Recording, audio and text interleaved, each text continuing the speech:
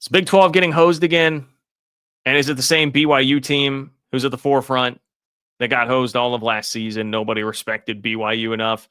The answer is yes, but this is also about TCU. This is also about Arizona State. This is also about Kansas, okay? This is an entire tier, to me, of the Big 12 that's just not getting enough respect right now nationally. It's great that Texas Tech has it. I'm here for it. I want Tech to hold the nation's attention like they are right now.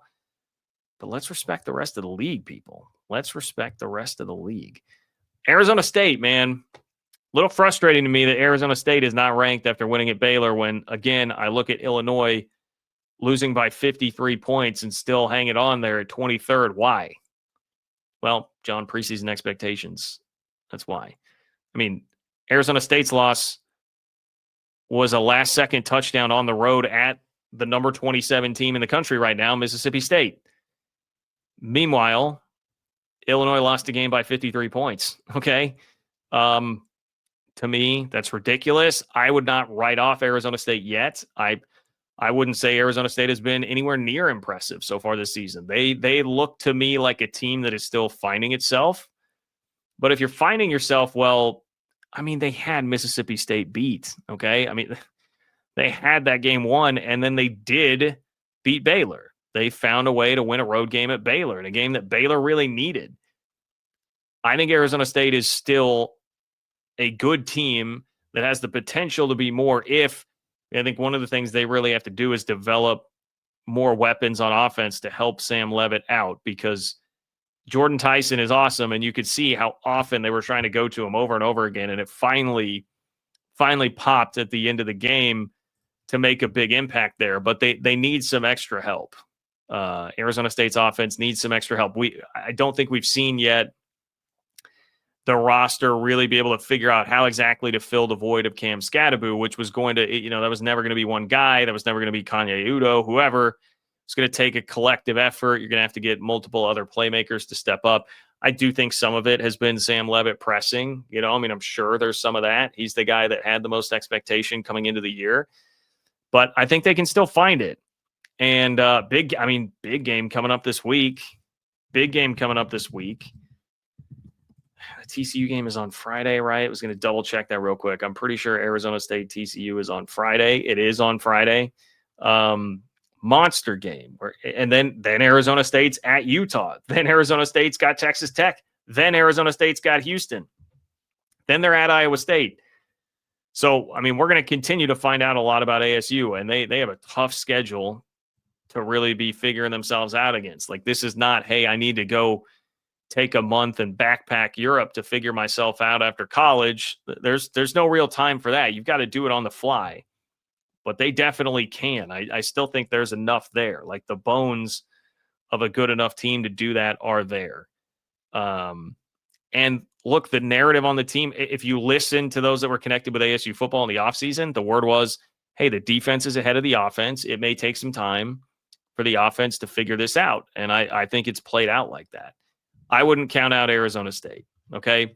BYU, I wouldn't count out BYU. If I'm referencing Allen's super chat a moment ago, can KU be the number 2 team in the Big 12? Well, I wouldn't count out Arizona State from being the number 2 team in the Big 12. I would not count out BYU. Another win that probably flies under the radar on Saturday. BYU beating East Carolina. Not just beating East Carolina, but beating them the way that they did, 34-13. Close game toward the end of the half. One of the wildest stretches that you'll ever see from a single defensive player.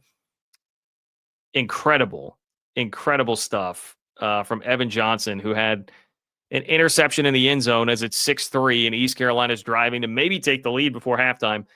Evan Johnson picks him off in the end zone. BYU then has to punt, but the punt is fumbled back to the 1-yard line for East Carolina. And then ECU quarterback on an RPO tries to throw it out toward the sideline, and Evan Johnson steps in and has like a 2-yard pick six. Just completely flipped the game on its head. That bought enough time for Bear Bachmeier to get it going in the second half. And, the guy still has not turned it over. He was not prolific in the first half by any stretch.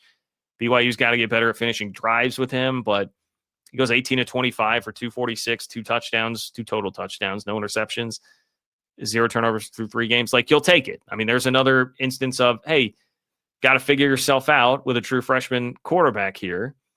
But so far, so good, doing it on the fly and doing it in a road atmosphere that was tough. That's a team that damn near beat NC State and completely crushed Coastal Carolina. I think it's a better team than people on name value would give it credit for.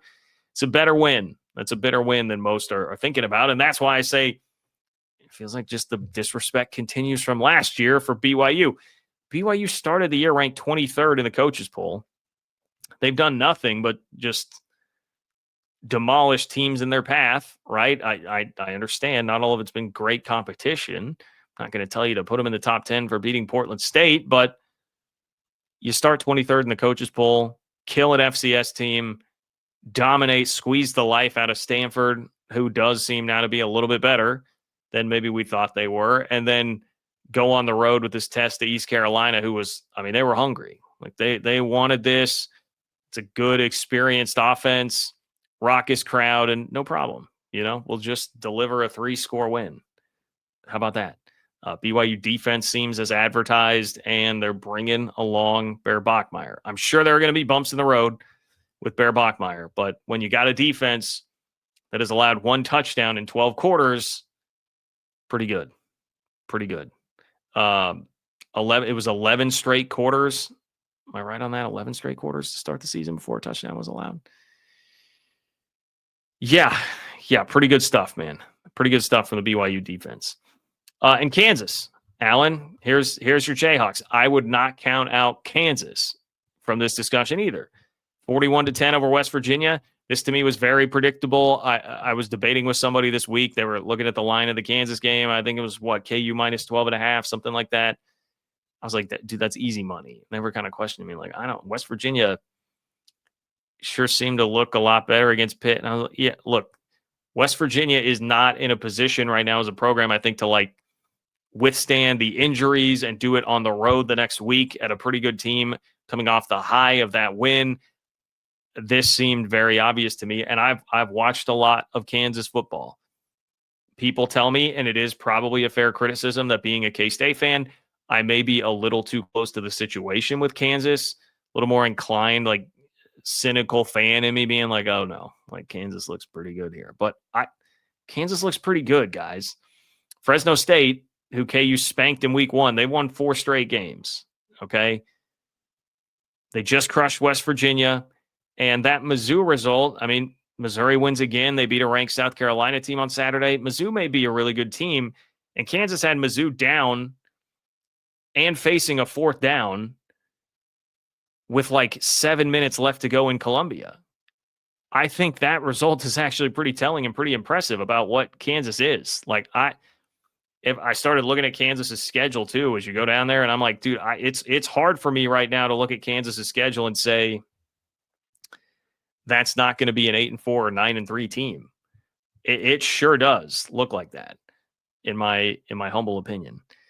KU rushed for 269 yards. Not a huge day for Jalen Daniels through the air, but he's still running around making plays. If you just go watch highlights of Kansas so far this year, I mean, it looks like quintessential Jalen Daniels.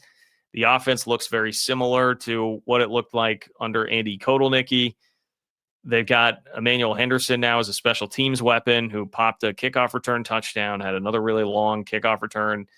Their offensive line, they seem to do a pretty good job with the physicality of West Virginia. Didn't allow a sack after West Virginia came in 4th in the country in sacks. I don't know. I would not sleep on Kansas at all. And that's another team where I'm looking at it. Okay, AP poll. Where was my note about the AP poll with Kansas? They're getting 0 votes, not a single vote for Kansas in the AP poll. They're getting 6 in the coaches poll. I feel like that's too low. I think there should be more respect for Kansas and what they're doing right now. So we'll see. KU could really get on a roll, I think, with the upcoming schedule. They do. I see Jeff talking about KU getting clobbered in Lubbock. They do have to go to Lubbock. That's not going to be easy, but the rest of the Kansas schedule, so I try to pull it up here for you. That's on October 11th, by the way, when they go to Texas Tech. But yeah, Kansas has Cincinnati at home, then they're at UCF.